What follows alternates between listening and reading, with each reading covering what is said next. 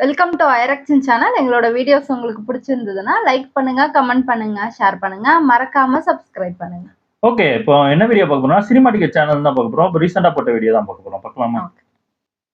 2023ல நல்லது கெட்டதுன்னு எல்லாருக்கும் தனித்தனியா நிறைய விஷயங்கள் நடந்திருந்தாலும் நம்ம எல்லாரும் காமனா ஒரு விஷயத்துல பாதிக்கப்படுறோம்னா அது இந்த மொக்க படங்களால தான். அப்படி இந்த 2023ல வந்து நம்மள வெச்சு செஞ்ச தமிழ் படங்களை தான் இந்த வீடியோல பார்க்க போறோம்.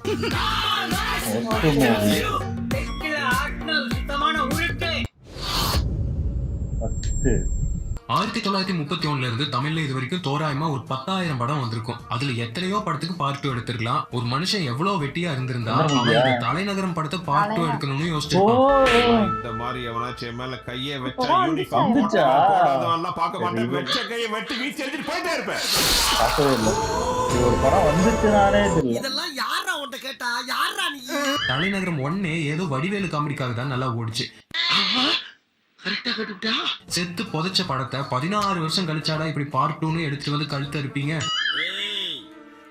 என்ன பேர் சொன்னீங்க? ரைட். அவன் மட்டும் வேணாம், நீங்க இப்ப பண்றத அவன் அப்பவே பண்ணிட்டான். நீங்க இப்ப பண்றத அவன் அப்பவே பண்ணிட்டான்.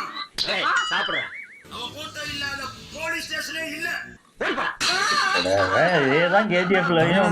கூட வடிவேலு மட்டும் தான் காமெடி பண்ணிருப்பாரு. இதுல ஹீரோ வில்லங்க அவங்க எல்லாருமே சீரியஸா ஒண்ணு பண்ணிருப்பாங்க. அது நமக்கு காமெடியா இருக்கும். எவனாச்சும் மேல கையை வச்சா யூனிஃபார்ம் போட்டவன் போடாதவன்லாம் பார்க்க மாட்டேன். வெச்ச கையை வெட்டி வீசி எறிஞ்சிட்டு போயிட்டே இருப்பேன். சிரிகாத சொன்னா 100 வருஷ தமிழ் சினிமால பார்த்து சலிச்ச அரதப்பரசான கான்செப்ட புதுசாவது எடுத்திருக்கலாம். வித்தியாசமா பண்றங்கிற பேர்ல வில்லனோட அடியாளுகளா 3 லேடிஸ் வேற போட்டு அல்டிமேட் காமெடி பண்ணிருக்கானுங்க.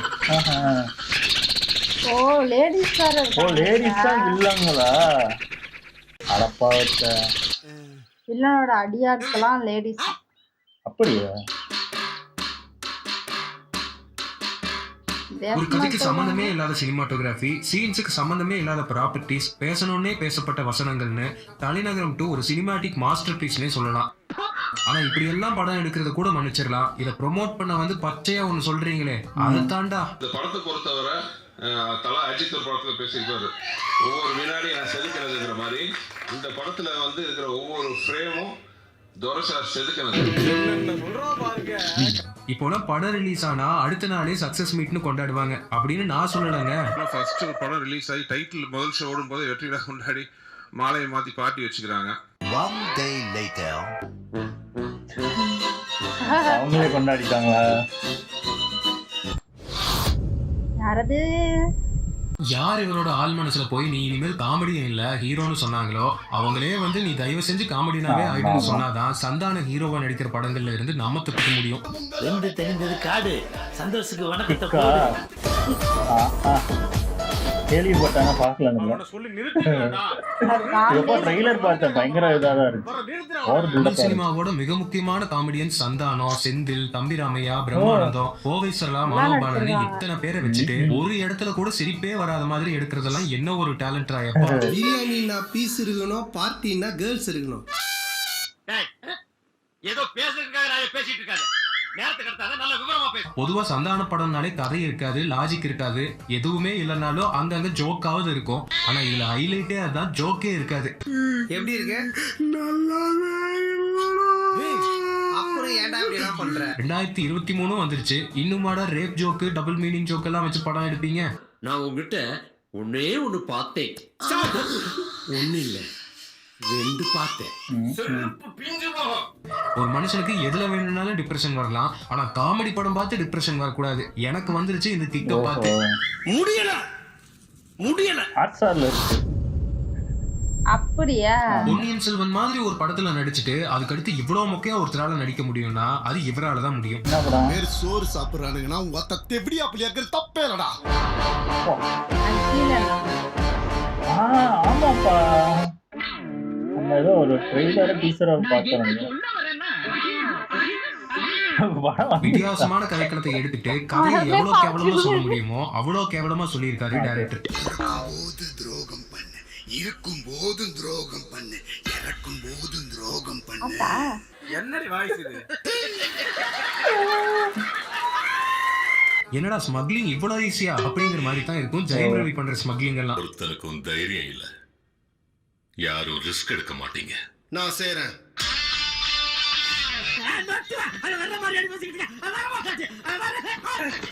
ஏன்னா கனவா இருந்தாலும் ஒரு நியாயம் வேணாங்கிற மாதிரி லாஜிக்கே இல்லாத ஒரு ஸ்கிரீன் பிளே.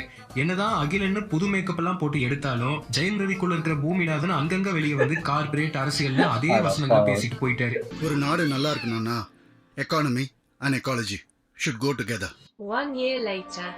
வெளிச்சத்துல இல்லீகல் ஏறுது, இருட்டுல மறைவா அரிசி ஏறுது. கதை கட்டுறதும் அரசியல் தான்டா. ஹீரோ எதுக்கு இவங்களை கொலை பண்றாரு, எதுக்கு இந்த வசனம் எல்லாம் பேசுறாரு, ஏன் இப்போ இதெல்லாம் பண்றாருங்கிறது கிளைமேக்ஸ் வரைக்குமே சொல்லாத ஒரு புதுமையான காவியம். என்னமோ நடக்க போகுது, என்ன நடக்க போகுதுன்னு தெரியல, ஆனா என்னமோ நடக்க போகுது. வழக்கம் போல ஹீரோக்கு அடுத்து ஒரு பேர் போடுற ஒரு ஆளாகவே இந்த படத்துலயும் வந்து காமெடி பண்ணிட்டு போயிருக்காங்க பிரியா பவானி சங்கர்.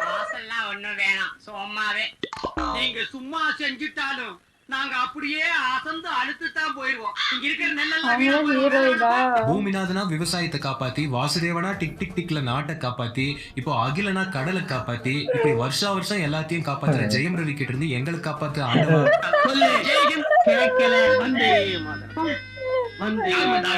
அவரோட தாத்தா அவர் சுதந்திர போராட்ட தியாகி. அப்போ மென்டல் ஆனவரா அப்படியே செட்டில் ஆயிட்டாரா? மொத்தத்துல அகிலன்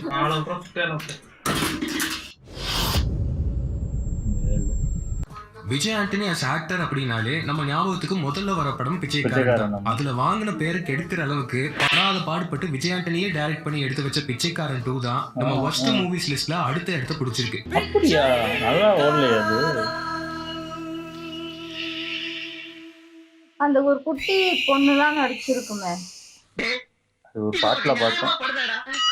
இது ஒரு கதை, நீங்க வந்து அப்படியா? இது நியாயமா படுதாங்க. ரோட்ல போற பிச்சைக்காரங்களை ஸ்டார் ஹோட்டல்ல தங்க வச்சு 100 நாள்ல 100 கோடி செலவு பண்ணுவாரே அருணாச்சலம், அதே காமெடியான மேட்டரை சீரியஸா எடுத்து வச்சிருக்காரு விஜய் ஆண்டனி.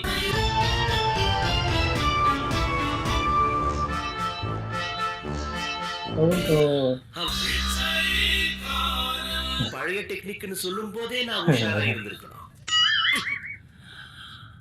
அவன் அதை விட பழைய டெக்னிக் யூஸ் பண்ணிட்டான். ஆன்டி பிக்லி மாலு, ஆன்டி பிக்லி பாஸ்மதி ரைஸ், ஆன்டி பிக்லி உப்புன்னு நம்ம தமிழ் படம் சிவாவையே ஓவர்டேக் பண்ணிட்டாரு விஜய் ஆண்டனி.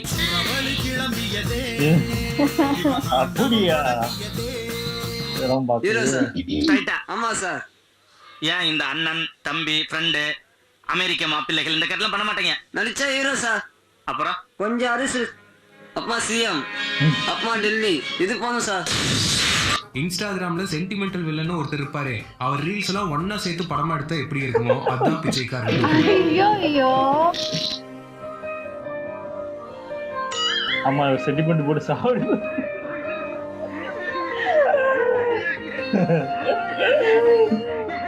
வீட்டுல வளர்க்குற நாய்க்கு 30,000 செலவு பண்ற ஒருத்தருக்கு ரோட்ல இருக்கிற தெருநாய்க்கு 5 ரூபா பிஸ்கட் வாங்கி கூட மனசு இல்ல சார்.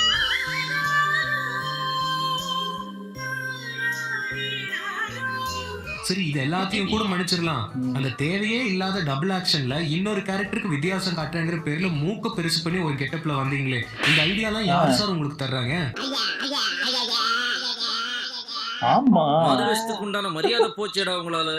வணக்கம் சார் அவர்களே, நான் என்ன கேட்க போறேன் என்றால், உங்களுக்கு நல்லா வர்ற மியூசிக் அதைத்தான் பண்ண மாட்டேங்கிறீங்க. சரி பரவாயில்ல, ஆசைக்கு இன்னொரு 100 படத்துல வேணாலும் நடிங்க, தயவு செஞ்சு டைரக்ஷன் மட்டும் பண்ணிடாதீங்க.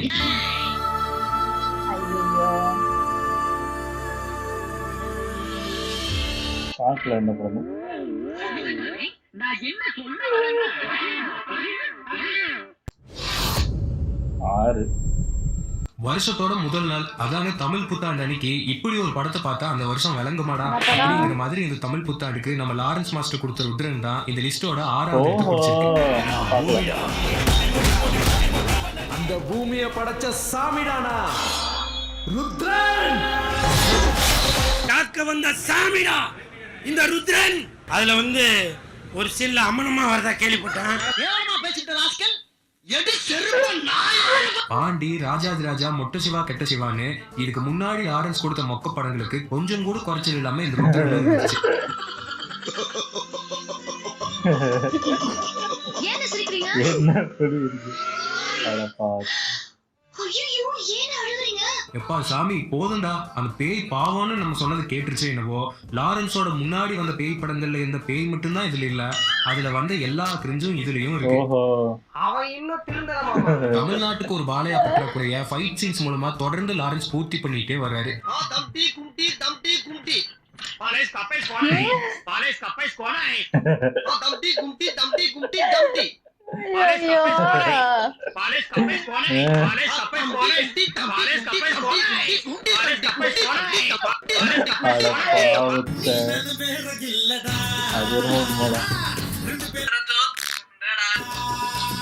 ஒரு 50 வருஷத்துக்கு முன்னாடி வந்திருந்தாலே இருக்காங்களேன்னு சொல்ற மாதிரி இருக்கிற ஸ்கிரீன் பிளேல ஃப்ரெஷ்ஷா 2023 எடுத்துட்டு வந்திருக்கிற டைரக்டரோட மன தைரியத்தை பாராட்டணும். இந்த ராத்திரியே உன்னை வேட்டையாடி பிடிக்கல, வேட்டையாடி பிடிக்கிறதுக்கு நானா காட்டு பண்ணி நான் நினைச்சேன். காட்டுக்கே ராஜா சிங்கம் என்கிட்ட வச்சுக்கிட்டு அசிங்கமாயிடுவாப்புமே.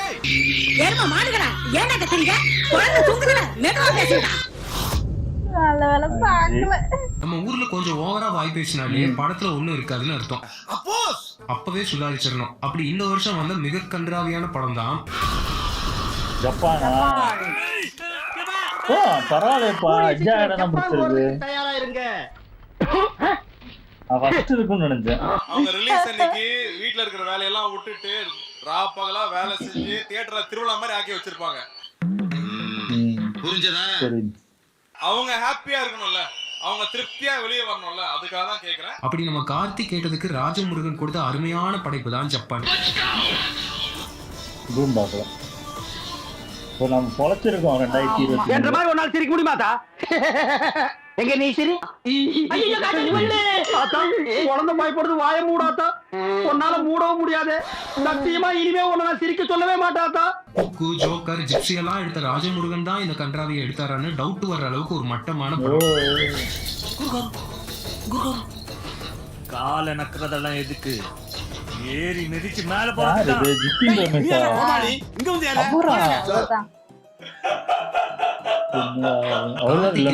அலெக்ஸ் பாண்டியன், தேவ், அழகராஜா எல்லாம் மொக்க படங்கள்னு சொன்னீங்கன்னா உங்க ஸ்டாண்ட மாத்திக்கோங்க. ஏன்னா ஜப்பான் அதுக்கும் மேல.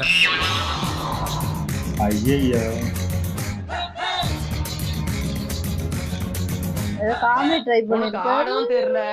சரி பேசாம உக்காடுறானா கேட்கவும் மாட்டேங்கிற. போட, எல்லாம் எங்களுக்கு தெரியும். என்ன தெரியுமோ? கார்த்தி பாடி லாங்குவேஜ், பேசுற ஸ்டைல் எல்லாம் அந்த 5 நிமிஷம் ட்ரெய்லர்லயே சகிக்கல. இதுல படம் ஃபுல்லா இப்படிதான் பேசி வச்சிருந்தாரு. இந்த ஐடியாவை எவன்டா கொடுத்தது? கடைசியா ஒண்ணு என்கிட்ட டீல் பேச வச்சிருச்சு இந்த சிஸ்டம். ஆனா இந்த டீலிங் எனக்கு பிடிச்சிருக்கு. சரி, நாங்க என்ன பண்ணணும்? சோ நீங்க இந்த ஸ்கூல் ஜப்பானே கர்ண கொடூரமா தான் இருந்துச்சு. இதுல அதுக்குள்ள இன்னொரு படத்தை வச்சீங்களேடா, அதெல்லாம் அட்டெம்ப்ட் மர்டர்.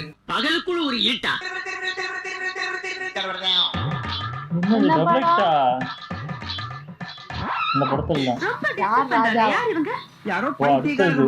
கார்த்தியோட 25வது படம்ங்கிறதால ஜப்பான் கார்த்திக்காக ராஜமுருகன் எடுத்தாருன்னு நினைச்சிட்டு இருந்தோம். ஆனா படம் பார்த்த அப்புறம் தான் தெரியுது இது கார்த்திக்காக இல்ல அமீருக்காகன்னு. இவன் இந்த மாதிரி பேப்பர் ரவுடி நான் இல்லைன்னு உனக்கு நல்லா தெரியும். சொல்லுவி. வழக்கமா யூடியூப்ல, இன்ஸ்டாகிராம்ல எல்லாம் யார் வேணாலும் வீடியோ போடலாம். எதை போட்டாலும் அதை பார்க்க 4 பேர் இருப்பாங்கன்னு சில வீடியோஸ் எல்லாம் போடுவாங்களே. அது அப்படியே தியேட்டர்ல ரிலீஸ் பண்ணா எப்படி இருக்குமோ அதான் நம்ம லிஸ்ட்ல 4வது இடத்து பிடிச்சிருக்கிற பாபா பிளாக் ஷிப்.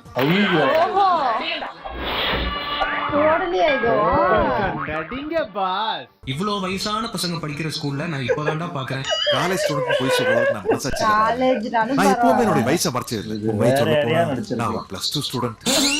சரி, பல்ல கடிச்சிட்டு இவங்களை கூட ஸ்கூல் பசங்கன்னு ஒரு புறம் ஏத்துக்கலாம். ஒரு நல்ல விஷயத்த சொல்லணும்னு கையில எடுத்துட்டு அது எவ்வளவு கேவலமா சொல்ல முடியுமோ அப்படி சொல்லி வச்சிருக்காங்க.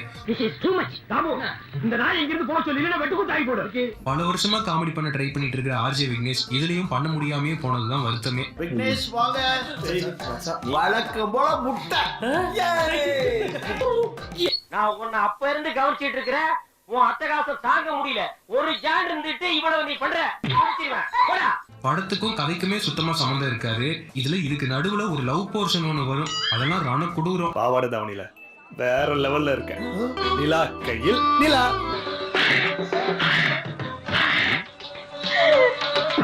படத்துல 2K கிட்ஸோட லைஃப சொல்றேன்னு சொல்லித்தான் ப்ரோமோட் பண்ணாங்க.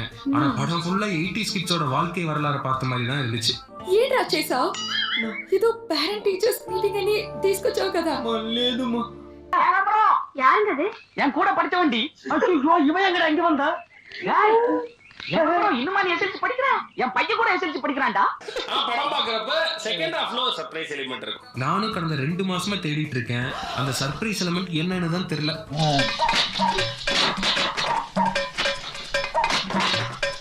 என்னது எதுவும் இல்ல போல இருக்கு. என்னன்னு தெரியறீங்க? சர்ப்ரைஸ் எலிமெண்ட் பாத்தியா? 3 முத்தையா படம்னாலே மோசமா தான் இருக்குன்னு பொதுவா சொல்லுவாங்க. ஆனா முத்தையாவே பார்க்க முடியாத அளவுக்கு ஒரு மோசமான படத்தை இந்த 2023ல கொடுத்திருக்காரு. இங்க இருக்கிறவங்க மார்க்கெட்டை தான் மாத்திருக்காங்க. பண்ண மாத்தல. இது நல்லா இருக்குன்னு சொன்னாங்க. இப்படி டைட்டில் போடும்போது பெரிய புளுத்தி பேச்செல்லாம் பேசிட்டு படம் மட்டும் பி மாதிரி எடுத்து வச்சிருக்காரு. என் பேரு கனிகள சாச்சா. ஜின்னா சினிமா டிக்கெட் ஃபுல்லா பேச. சினிமா டிக்கெட்டே இப்படி பேச வச்சுட்டீங்க.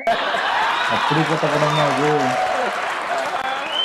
ஒரு படத்துல ஏதோ ஒரு 4 பாட்டு 3 ஃபைட் வைப்பாங்க. இதுல இன்டர்வல் முடியறதுக்குள்ளேயே 7 பாட்டு 8 ஃபைட். படமாடாது. என் பேர் காதல். நீங்க ஜெயில்ல காப்பாத்துனீங்களே காதல், அவனோட அப்பா. உங்க பிள்ளையா? உங்க பிள்ளையும் தான். படத்துல எங்கெல்லாம் ஃபைட்டும் பாட்டும் இல்லையோ அங்கெல்லாம் பிளாஷ்பேக் இருக்கும். இப்படியே போய்க்கிட்டா என்ன அர்த்தம்? இதுக்கு ஒரு முடிவே கிடையாதா? நல்ல வேளை பிரபுவை இப்படி ஒரு கெட்டப்ல பாக்குறதுக்கு முன்னாடியே சிவாஜி செத்துட்டாரு. காதல் பாஷா என்ற முத்துராமலிங்கம், சுருக்கமா அவரை காதல் பாய்னு சொல்லுவாங்க. மேரா நாம் அப்துல் ரஹ்மான், மேரா நாம் அப்துல் ரஹ்மான், மேரா நாம் அப்துல் ரஹ்மான். நீ யாரு? நான் பாயி. பல்ல உடைச்சிருவான் படவா. ஏன் என்னத்துக்கு? யார்கிட்ட பூ சுத்துற? உன்னை எங்க சங்கத்துல பார்த்ததே கிடையாது. சாயங்காலம் சங்கத்துக்கு வா. உன்னை அம்மனை கட்ட செக்அப் பண்ணு. அம்மனை கட்டியா செக்கப்பா? படத்துல 100 வில்லன்களை வச்ச டைரக்டர் கடைசியில படத்துக்கு கதை தான் வில்லன்கிறத யோசிச்சு கூட பார்த்திருக்க மாட்டாரு. அப்படி ஒரு மட்டமான கதை. அவ போன் எடுத்தாலே இல்லையா? மாமா போனே எடுக்க மாட்டேன்றாமா. நீ எல்லாம் என்னத்தையா வக்கீலுக்கு படிச்ச? ஆமா அவ போன் எடுக்காததுக்கு நான் வக்கீல் படிச்சதுக்கு என்னமா சம்பந்தம் இருக்கு? இதெல்லாம் வக்கனையா பேசு. நீங்க நினைக்கலாம் ஏதோ ஏதோ கோமாளி மாதிரி ஏதோ நோ பண்ணிட்டு இருக்காங்க அப்படின்னு, ஜோக்கர் மாதிரி அப்படின்னு. உண்மையிலே ஜோக்கர் தான். 2வது இடத்து பிடிச்சிருக்க இந்த படத்துக்கு ஏற்கனவே நம்ம சேனல்ல தேவையான அளவுக்கு அரசிட்டாலும் இன்னும் கொஞ்சம் பயங்கரமான ஒரு படம். நம்ம வாங்கின அடி எப்படி அடிதடி அரசியல் எங்களுக்கு பண்ண தெரியும். ஆனா நாங்க காட்ட மாட்டோம், காட்ட தெரியாது எங்களுக்கு. பொதுவா நம்ம சூப்பர் ஸ்டார் கிட்ட ஏதாவது டைரக்டர் போய் ஒரு கதை சொன்னா அது அவருக்கு பிடிக்கலன்னு சொல்லாம நல்லா இருக்கு கொஞ்ச நாள் கழிச்சு பண்ணலான்னு அந்த டைரக்டர் கழட்டி விட்டுருவாரு. அப்படி சந்திரமுகி 2 கதையை கேட்டு ஆடி போன நம்ம சூப்பர் ஸ்டார் கதை செமையா இருக்கு ஆனா இப்போ பண்ண வேணாம் பின்னாடி ஒரு நாள் பண்ணலாம்னு சொன்னது சீரியஸா எடுத்துட்டு லாரன்ஸ் வச்சு பண்ணின சம்பவம் தான் சந்திரமுகி 2.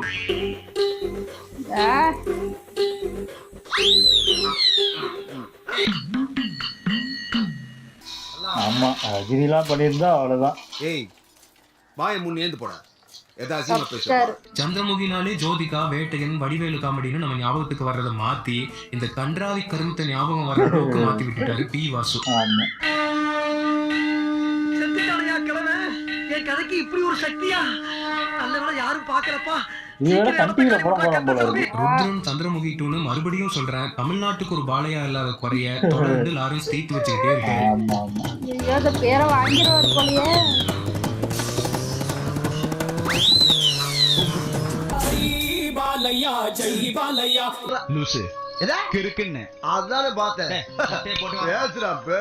ஃபுல் படமும் முடி 4 எடுத்து வச்சுட்டு கடைசியில சந்திரமுகி 2 வச்சா இதனால 4 பேர் தியேட்டருக்கு வருவாங்கன்னு நினைச்சிட்டு சந்திரமுகி 2 வச்ச மாதிரி தான் இந்த படம் இருந்துச்சே ஒழிய சந்திரமுகிக்கும் இந்த படத்துக்கும் எந்த சம்பந்தமும் இல்ல. இனி வேட்டையனும் நானே, செங்கோட்டையனும் நானே. இதுக்கு மேல இந்த ஆள் ஒரு வார்த்தை பேசினாதான் நான் இவனை உதைக்கிறது இங்க பார்க்க வேண்டியிருக்கும். நான் கூட கங்கனா ரனாவத் ஒரு பேன் இந்தியா ஆக்ட்ரஸ் பயங்கரமா நடிக்கணும்னு நினைச்சிட்டு இருந்தேன். சந்திரமுகி 2 பார்த்தப்பறம் தான் தெரிஞ்சது என்ன ஒரு எக்ஸ்பிரஷன்ஸ், என்ன ஒரு பெர்ஃபார்மன்ஸ். டே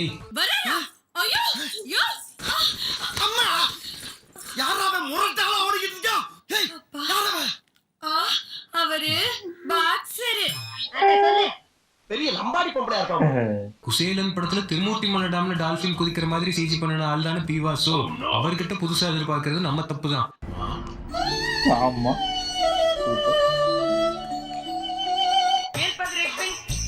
உங்க ஊர்ல இருந்திருக்கும்னு நினைக்கிறேன். வந்ததுல இருந்தே பாக்குறேன் உன் சான்சஸ் ரொம்ப மோசமா இருக்கு. நீ ரொம்ப டார்ச்சர் பண்ற. மரியாதை இங்க இருந்து ஓடிடு. இல்லனா நான் ஓடிடுவேன்.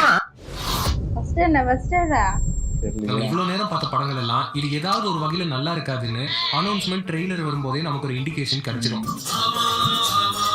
இப்படி எந்த ஒரு இண்டிகேஷனும் இல்லாம நல்லா இருக்குன்னு நம்பி தியேட்டருக்கு போய் வச்சு சரி வாங்கிட்டு வந்த வாரிசு தான் நம்ம லிஸ்ட்ல 1வது எடுத்து பிடிச்சிருக்கு. அப்படிலாம் மாசம் இல்ல. அத வேற ஞாபகப்படுத்திட்டீங்க. நெஞ்சமெல்லாம் பொண்ணு பறக்க முடியல. ஒரு பெரிய ஹிட் படம் கொடுத்ததும் ஒரு ஆவரேஜான படங்கள் கொடுக்கிறது தளபதி கெரியர்ல வழக்கமான ஒண்ணுதான். அதுக்குன்னு இப்படியா தளபதி கெரியர்லயே இவ்வளவு மடத்தனமான ஒரு இன்ட்ரோ சாங்கும் வாரிசுல தான் இருக்கு.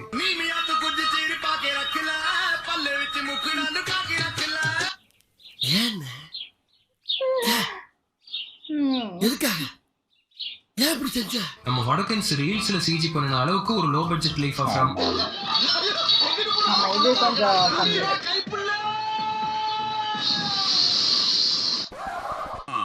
அழகுக்கு இது ஒரு முன் மாதிரி. பாருங்க பாருங்க. பார்க்கலாம். நீங்க ஒண்ணு தப்பா நினைக்காதீங்க. சதக்கு செதுக்கிறது அது எசகு பசங்க ஆகி போச்சு. கைய கூட ஐயோ எப்பேற்பட்ட கற்பனை, என்ன ஒரு அழகு. பொதுவா நம்ம ஊர்ல பெரிய ஹீரோஸ் எல்லாம் மார்க்கெட் போன அப்புறம் தான் சீரியல்ல நடிப்பாங்க. நம்ம பண்ண புண்ணியமோ என்னவோ நம்ம வாழ்ற காலத்திலேயே விஜயையும் சீரியல்ல பார்த்துட்டோம். அவங்க ஏற்கனவே தள்ளி போயிட்டாங்க. இப்பவும் அவங்கள விடலன்னா எப்பவுமே திரும்ப வர மாட்டாங்க. அந்த இழந்து பரிதவிக்கும் பாக்யலட்சுமி உங்கள் முதல் சனி வரை மாலை 6:30 உங்கள் விஜய் மற்றும் டிஸ்னி பிளஸ் ஹாட்ஸ்டார்.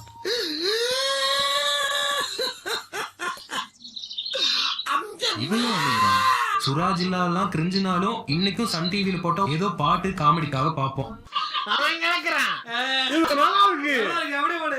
ஆனா விஜய் ஃபேன்ஸே தெரிச்சு ஓடுற அளவுக்கு ஒரு படைப்பு கொடுத்துட்டு போயிட்டாரு வம்சி. ஒண்ணு நீ செய்யலாம். நாட்டை விட்டே ஓடி போயிருந்தா நீ நாட்டுக்கு செய்யற நன்மை, நாட்டு மக்களுக்கு செய்யற நன்மை. 50 வயசானாலும் என்ன லுக்கு ஸ்டைல்னு இருக்கிற தளபதிய இப்படி ஒரு கெட்டப்ல போட்டு நிறுத்தினீங்களே, அதை நினைச்சாதான் எனக்கு இன்னும் தூக்கமே வர மாட்டேங்குது.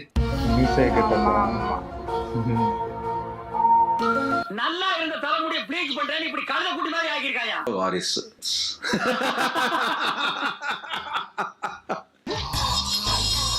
சூப்பர், நல்லா இருந்துச்சு. ஆனா சந்திரமுகி 2 அளவுக்கு வாரிசு அவ்வளவு மோசம் போல கிடையாது. நான் உண்மையாவே எதுவா இருக்கும் சந்திரமுகி 2வது இருக்கு, அப்ப ஃபர்ஸ்ட் எல்லாம் இருக்கும். அப்படி பார்த்தா நமக்கே ஒரு 4-5 கூட சொல்லலாம். கண்டிப்பா சந்திரமுகி 2லாம் 2வது அத கம்பேர் பண்ணும்போது இதுக்கு ஒரு 3, 4, 5 கொடுத்துருக்காங்க. பார்க்க முடியல. சந்திரமுகி 2லாம் ஒரு கட்டத்துல என்ன சொல்றது, ஒரு பாதி படத்திலே ஐயோ போதும் ஆயிருச்சு. அந்த அளவுக்கு மோசமான ஒரு படமா. இதுலயாவது ஏதோ பாட்டு கொஞ்சம் எல்லாம் ஜிமிக்கி அது இதுன்னு கொஞ்சம் நல்லா பாட்டு இந்த 1-2 சீன்லாம் நல்லாதான் இருந்துச்சு. அதான் சொல்றல, இது ரொம்ப ஃபேமிலி சப்ஜெக்டா விஜய் நடிச்ச போய் ஓடல. வேற யாராவது சின்ன ஹீரோ நடிச்சிருந்தாங்கன்னா ஏத்திருப்பாங்க. விஜய் பெரிய ஒரு ஹீரோவா தூக்கி போட்டோன்னுதான் இந்த படம் வந்து.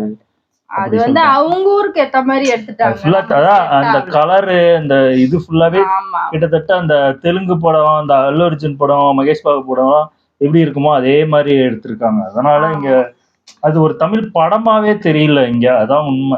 அப்படிதான் இருந்துச்சு. அதனால நம்ம ஒண்ணும் பண்ண முடியாது. நாங்க பார்த்தது 2 படம் தான். இதுல ஒண்ணு வாரிசு, இன்னொன்னு சந்திரமுகி. வேற என்ன படம்லாம்?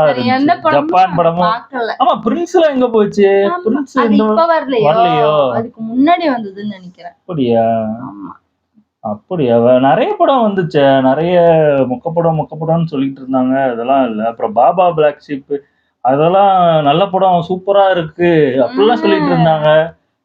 அப்ப யூடியூப்ல சொல்றதெல்லாம் போய் நிறைய ஃபேக் இது போட்டுட்டு இருக்காங்க போல இருக்கு. அதே மாதிரி அந்த ஆர்யா படம், அந்த காதர் பாய் பாஷாவும் நல்லா இருக்கலாம். அந்த படம் நான் பார்க்கணும், டவுன்லோட் பண்ணி வைக்கலாம் பிளான் பண்ணிட்டு இருந்தேன் 2 பேரும். அதை பார்ப்போம். அந்த படம் பார்க்கலையே. இதுல இருந்த லிஸ்ட்ல ஒரு 2-3 படம் பார்க்கணும்னு வச்சிருந்தோம். எந்த படமும் பார்த்தோம். உத்ரன்லாம் கேள்விப்பட்டாதான் சரியான மொக்க. நான் என்ன நினைச்சேன்னா சரத்குமார்லாம் ரொம்ப நாளுக்கு அப்புறம் இல்லைன்னா நடிச்சிருக்காரு அப்படின்னு நினைச்சேன். ஆனா பார்த்தா அதையும் கெடுத்து வச்சிருக்காங்க. நிறைய படம் அப்படிதான் இருந்திருக்கு. தப்பிச்சோம் நல்ல ஆமா வேலை. ஆமா. அதுக்கப்புறம் அந்த அகிலன் படம்லாம் வந்துச்சா என்னன்னே தெரியல. ஆமா. நாங்க ட்ரெய்லர்லாம் பார்த்தோம். ஆனா படம் வந்துச்சான்னு தெரியல. இப்ப இறைவனா அந்த படமும் முக்கம் தான் சொன்னாங்க. ஆமா. ஜப்பான் எப்படி 4ஆவது இடம் வந்துச்சு எனக்கு புரியல. ஜப்பான் தான் ரொம்ப ரொம்ப மோசமான படம்னு சொல்லிட்டு இருந்தாங்க. இந்த 4ஆவதுன்னு சொல்றாரு. ஆமா. என்ன காக்குன்னு தெரியல. இது கொஞ்சம் ஒரு மாதிரி தான் இருக்கு. பரவாயில்ல ஏத்துப்போ வேற பண்றது. நல்லா இருந்துச்சு. ஓகே. எங்க வீடியோஸ் உங்களுக்கு பிடிச்சிருந்தா லைக் பண்ணுங்க, ஷேர் பண்ணுங்க, கமெண்ட் பண்ணுங்க, மறக்காம சப்ஸ்கிரைப் பண்ணுங்க. எல்லாருக்கும்